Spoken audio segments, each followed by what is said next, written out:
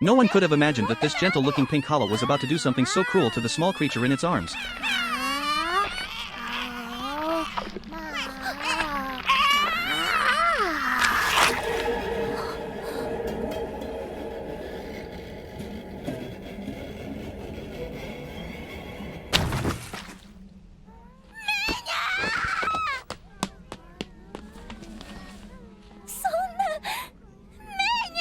Not long before that, Rico and the others had finally reached the legendary Hollow Village. After they explained that they had come looking for the missing white whistle, Magikaja told them the stone was currently being used by a highly skilled craftsman, and he was willing to take them there. They hesitated for a moment, but decided to go with him first and confirm the situation. Soon, they were standing before a staircase leading downward. Rico stopped. The curse of the Abyss's 6th layer was lethal, and she did not dare take another step. Nanachi reassured her. For reasons no one fully understood, inside this village the curse seemed to be completely neutralized. Even if you wanted to suffer it, it would not happen. Hearing that, Rico finally worked up the courage to descend. They entered a house. Inside, a hollow was repeatedly tapping and striking Rico's white whistle.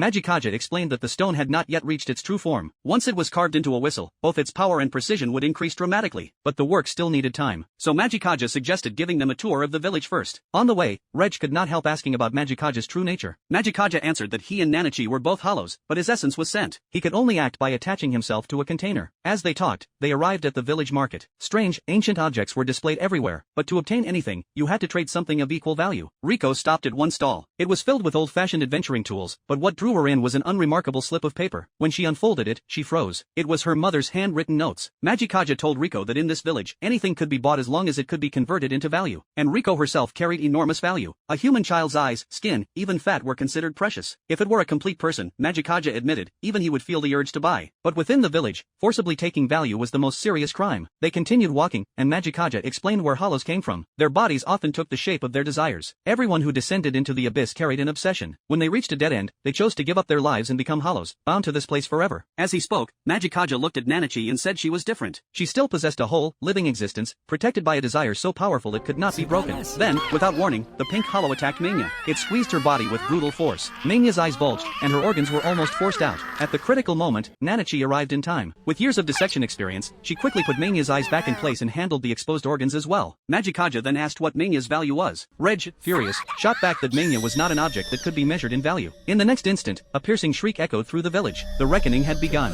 The pink hollow's cute expression vanished. Fear spread. It tried to flee, but a mass of black substance blocked the way. In the hollow village, everything is judged by value. Because the pink hollow had harmed something whose value exceeded its own, it was required to surrender an equivalent value as compensation. Only when the lost value was fully repaid would the reckoning end. Any parts no one wanted to purchase would be converted into low-grade value and erased entirely.